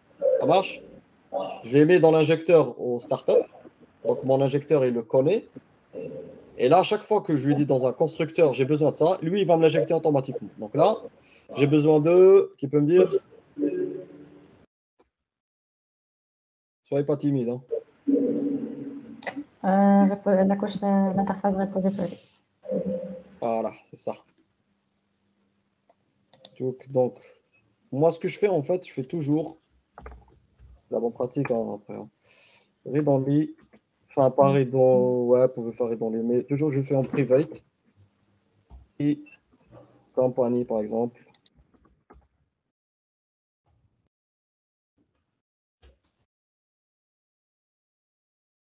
Repository.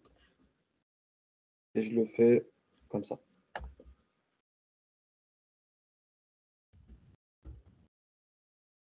Repository au repo, peu importe. Je le fais tout le temps comme ça. Après, là, j'ajoute la référence. Et là, je lui ai dit, injecte-moi s'il te plaît, repository. Je vais le mettre ici et moi, je l'affecte à mon compagnie repo. Tac, je lui dis ça. Maintenant, toute la logique d'accès à la base de données, elle est ici en fait. La couche service, elle n'a pas à s'occuper de ça en fait. Même demain, je change de techno, je m'en fous en fait. C'est ça la puissance d'injection de dépendance. Ici, je fais juste get by ID, je lui donne ID et ça s'arrête là en fait. Je m'en fous lui s'il fait du SQL. Non, SQL, c'est pas mon problème. Et c'est ça la puissance d'injection de dépendance. Quand je change dans le startup, je le branche avec quelque chose ici. Je mets dans NoSQL. Cette couche service, elle s'en fout en fait. Tu n'as rien à changer ici. C'est ça la puissance. Hein. Je fais des mocks, tests unitaires. Cette méthode, elle ne sera pas impactée. Parce qu'elle va appeler la bonne méthode derrière grâce à l'injection de dépendance. Je ne sais pas si vous voyez la puissance de ce truc. Hein. Oui. Voilà, c'est ça qui est bien. Et maintenant, ma compagnie de service, je vais la faire. Je vais créer son contrôleur. Et le contrôleur, il devrait appeler que la couche service, comme on l'a dit tout à l'heure. Bon, on fait rapidement. Il est où le service, contrôleur, tac. On va l'appeler.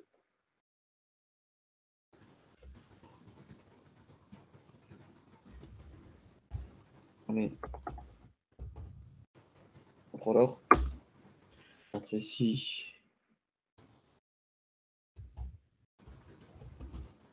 Contrôleur, tac. On va parler de e-logger après. Hein. Bon, là, on va parler tout de suite derrière. Je finis ça. Alors, ça va être la même chose. Je vais faire un read-only de 100. En compagnie, j'ai besoin de quoi? On est d'accord, j'ai besoin de e-compagnie de service. Je suis dans le contrôleur. Après, ça se fait. Il y en a qui appellent dans le contrôleur. Même moi, ça m'arrive des fois. Des fois, voilà. C'est-à-dire le plus propre, c'est utiliser que la couche service dans la couche. Pourquoi c'est important de faire ça? Parce que le jour où vous migrez, par exemple, d'une API, vous migrez sur un autre job et tout, ça va vous servir en fait. Compagnie, service. Et là, tu peux me dire ce que je vais faire ici? On va l'ajouter dans le constructeur.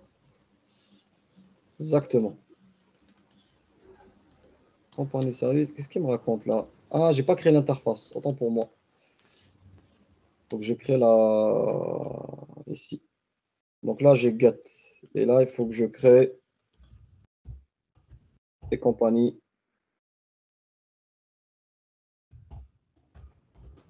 Des compagnies service. Oui.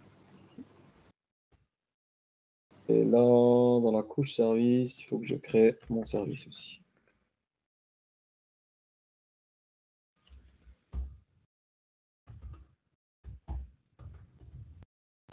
Tac.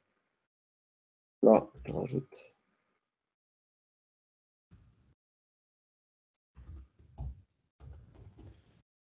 Et mon... Là, il faut que je lui dise une phrase. Et après, j'ai mis quoi? J'ai mis get quoi? Ouais, c'est ça. Et là, je lui dis, je get by ID ma compagnie. Là, un petit commentaire.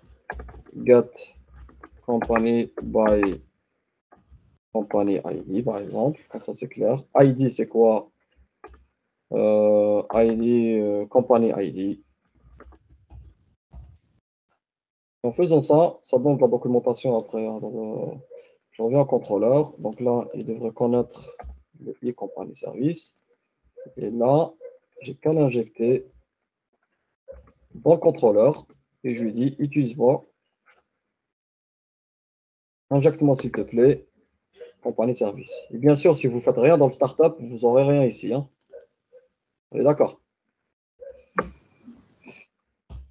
Et là, il y aura compagnie service est égal à compagnie service.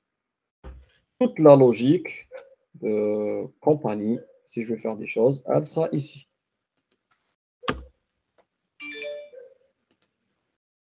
Maintenant, je veux faire un get ID ici. Il faut que je fasse get une compagnie DTO, bien sûr. Hein. Bon, je ne vais pas le refaire. Je vais faire compagnie quand même, mais vous avez compris l'idée, je pense. D'accord? Ouais, d'accord. Ok. Et là, je vais lui dire, renvoie juste une seule compagnie. Hein. On ne va pas la faire entière. Hein, et là, je vais lui dire, je ne me casse pas la tête. Compagnie, non. Compagnie de service, get, appeler get. Et bien sûr, celui qui appelle mon get, il doit me donner un ID. Cet ID ici. Et là, bon, je fais juste un return, comme ça. Après, on verra. C'est bien de mettre action result avec un 200 et tout, mais c'est pas le sujet ici. Bon, ça, je supprime parce que on n'a pas besoin. Et ici, je renvoie en principe un DTO. Hein. On ne voit pas toutes les informations. Peut-être l'utilisateur il a besoin de que certaines informations, pas tout. Voilà. Et là, on a implémenté un tiers hein, avec le repository pattern. Donc, si on récapitule un peu, j'ai mon couche contrôleur. Elle a besoin de compagnie service. Toute ma logique business, l'intelligence, je la mets dans compagnie service. Grâce à l'injection de dépendance, je le récupère et j'appelle mes méthodes. Dans la couche service, j'ai ma logique ici. On peut faire des calculs, peu importe. Mais si je veux accéder à la base de données, c'est pas moi de le faire. J'appelle Les repositoires. repository que j'aurais injecté ici grâce à l'injection de dépendance. Je veux changer de techno de base de données. Mon code ne sera pas impacté. La couche service, couche contrôleur, elle ne sera pas impactée. Je débranche juste de mon actuel repository. Je l'appelle storage. Je peux mettre un autre SQL storage. Et là, ça va être Entity Framework et notre techno.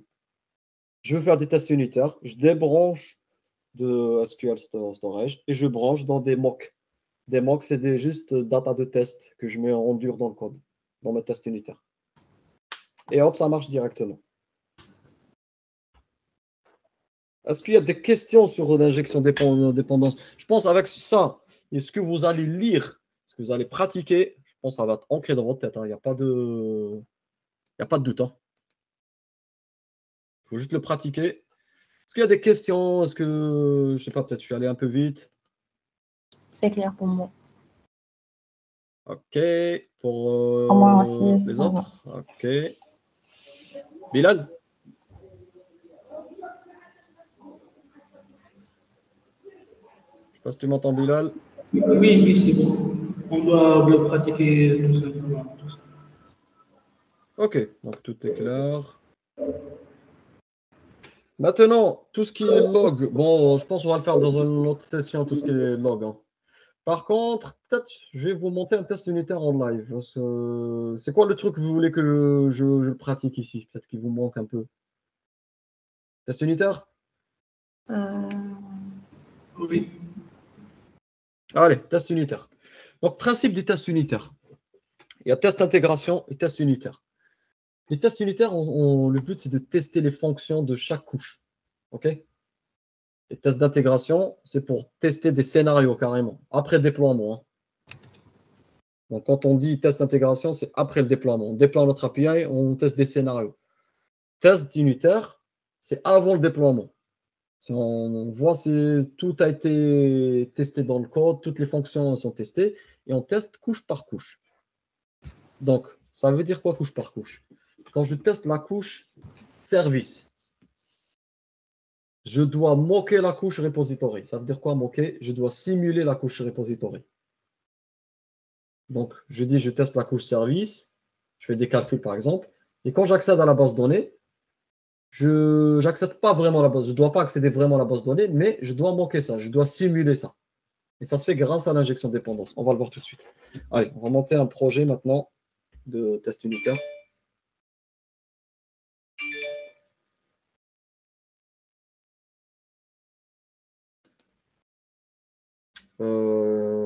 Ajouter nouveau projet. Tous tes projets, hein, donc là, ce n'est pas des bibliothèques, mais c'est des tests. Voilà. Vous avez plusieurs technos. Moi, je prends toujours, après, quand vous voulez, soit XUnit, soit, comment ça s'appelle? NUnit. Bon, allez, je vais prendre celui-là. C'est des moteurs de test. Hein. Donc là, on va l'appeler Unify Test. C'est dans la naming convention project API.test. Ça reste uniforme. OK. 3.1 toujours. Et on commence. Donc là, il va me créer une classe. Ici, pourquoi il me fait ça? Ah, c'est bon. Donc, vous avez le setup. Setup, c'est pour mettre, comment dire, projet de démarrage, quoi. Tout commence par là. OK? Dès que j'exécute un test, ça, c'est toujours exécuté. J'exécute test 1, c'est toujours exécuté. Donc ça, on va faire, par exemple, un test de get company, par exemple. Test get company. Donc ici, je peux faire, par exemple, vous pouvez même injecter des valeurs ici. Hein. Vous pouvez faire des test cases. C'est comme ça. Test case, par exemple. Et je dis, OK, ici, injecte-moi cette ID 34. OK?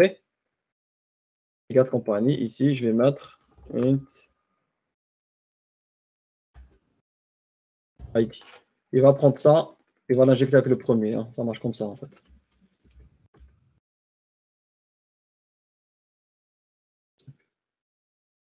Si vous avez deux arguments, vous rajoutez ici. OK? Et vous pouvez faire plein d'use cases ici. Vous pouvez faire avec le 34, le 35. Vous testez avec plusieurs valeurs. D'accord? Il va exécuter plusieurs fois le scénario. D'accord? D'accord. Maintenant, donc qu'est-ce qu'on va faire? Il faut qu'on injecte. Il faut que j'installe les mocks déjà. Alors, c'est quel package de get? J'ai oublié. Je pense que c'est mock avec plus. Ouais, c'est mock, t'as raison. Putain, je pense.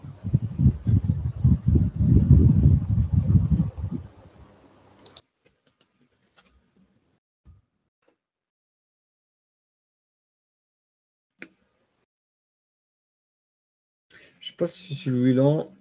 Attends, je vais vérifier vite fait.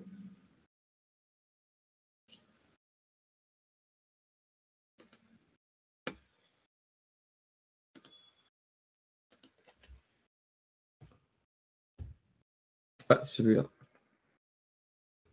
Alors, les mots, comme j'ai dit, en fait, ça permet de simuler une couche. Hein.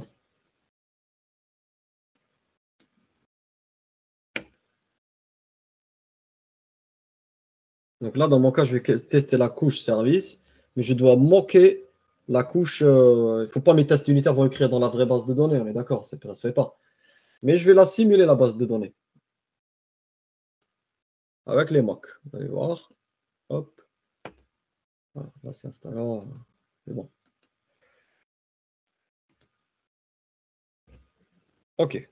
Maintenant, donc là, j'ai besoin de la couche service. Il faut que je l'instancie ici. Donc ici, je vais faire ça. Je vais faire compagnie est égal. Là, je teste la couche service. Hein. Donc il y aura service. Ah, avant de faire ça, il faut que je référence ici les objets, sinon je ne vais pas les trouver. Pourquoi on n'a pas passé par un constructeur ici? Pardon? Pourquoi on n'a pas passé par un constructeur? Bah, ici, en fait, tu as plusieurs façons de faire. Hein. Tu peux faire ton propre. Il n'y a pas de constructeur ici, hein, de toute façon. Tu as le setup, c'est là où tu vas tout injecter. Tu peux utiliser un injecteur ici. J'ai jamais fait comme ça, moi. Moi, ce que je fais d'habitude, tu peux trouver mieux. D'ailleurs, si tu trouves mieux, tu me diras. Moi, ce que je fais d'habitude, hein, c'est je prends mes classes, j'instancie directement. Je fais comme ça. En fait, c'est pas la bonne façon de faire après. Hein. Je ne tiens pas le service. Ouais, moi, je fais tout le temps comme ça. Parce que je sais ce que je vais tester. Donc, c'est pas grave si j'instancie comme ça. Pourquoi il me fait ça d'ailleurs? Mais si tu arrives à trouver mieux, tu me dis. Hein. D'accord. Moi, je fais ça juste pour aller vite, mais. Attends, déjà, pourquoi il ne veut pas service? Pourquoi il ne veut pas m'instancer ça?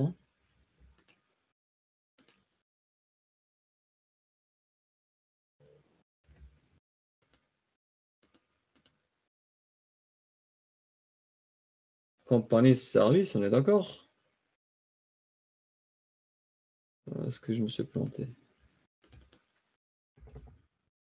Pourquoi il ne veut pas. Ah oui! C'est pour ça qu'il peut me dire ça? Moi, qu'un new. Et là, il dit il faut que je lui injecte. Tu vois ici? Repository. Là, il me dit il faut que je lui injecte e-company repository. C'est là où c'est intéressant. Moi, je lui ai injecté le mock en fait. Tu vois? Voilà. Donc, il faut que j'implémente ça déjà. Il faut que je prépare mon mock. Comment faire les mocks? Alors, il faut faire un setup, je crois. Attends,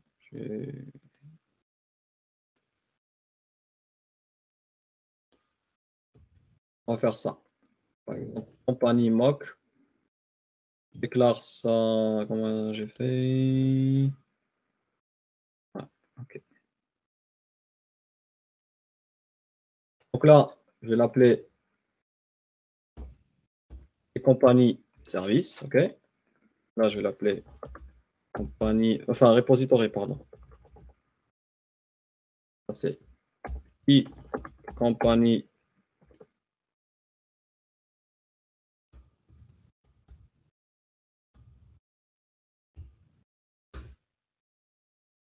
Okay. Là, je vais dire, je vais faire un mock de ça. Je vais l'affecter à ça.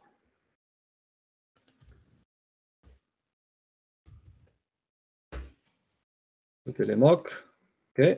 Et ici, il faut que je simule la data. Par exemple, je vais faire ça.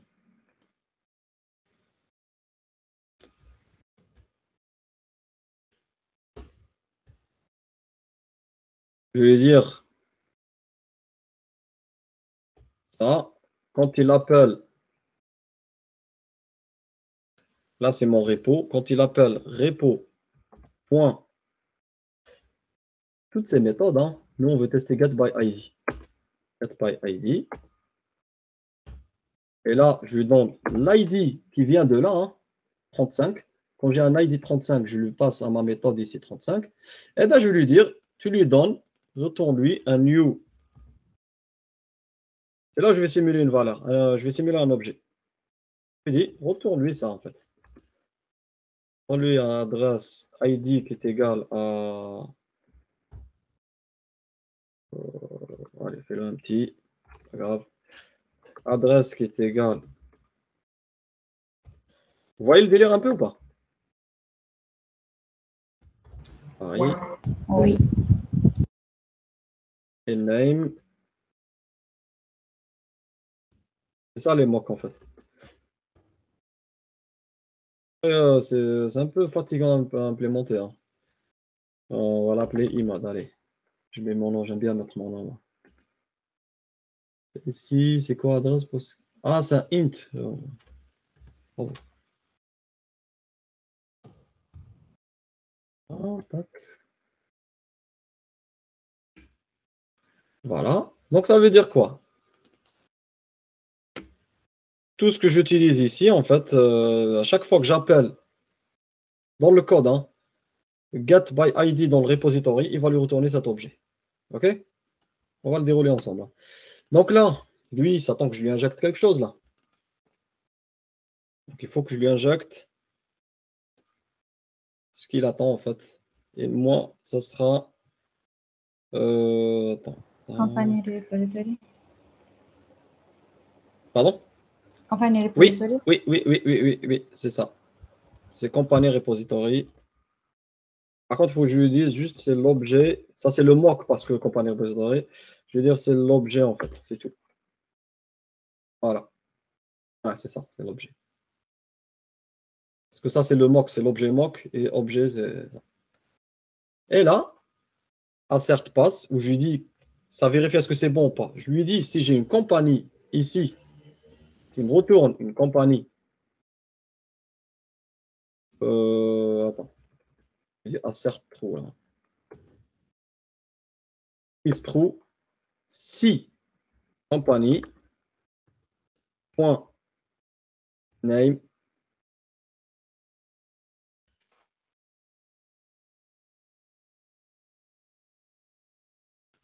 pardon, compagnie service ici, hein. C'est là que je vais faire compagnie object égale, là c'est compagnie service point get, je lui donne l'ID et hop, là on est d'accord pour que je sache que mon test est bon, il faut que name est égal, est égal. J'attends votre réponse. Oui, mais Je regarde. Pardon? on va passer le nom qu'on a passé dans compagnie repository setup, non? Exactement. Il faut que je vérifie si vraiment j'ai récupéré cette valeur ou pas. Oui. Voilà. Allez, on va tester. De toute façon, ça va marcher le premier coup. Vous savez comment ça marche, hein? C'est rare où il y a un test qui marche le premier coup. Du coup, ce qui est bien, dès que vous sauvegardez, vous avez une vue ici des tests. Est-ce qu'il l'a encore? Il l'a pas encore. Il faut que je build avant. Le test unitaire, il devrait afficher tous les tests ici en principe. Nous, on n'a qu'un seul get company avec ce use case de 35. On va voir. Allez, qui fait le pari que ça va planter, qui fait le pari que ça va marcher? Ça va marcher. C'est bien, il y a des gens qui croient. Qui croient en moi. Allez, on va voir.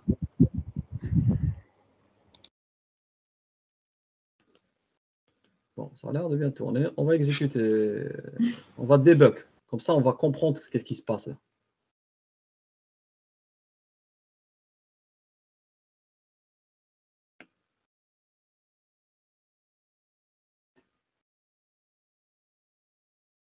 Il y a un point d'arrêt. Voilà. Là, mon ID, il a quelle valeur?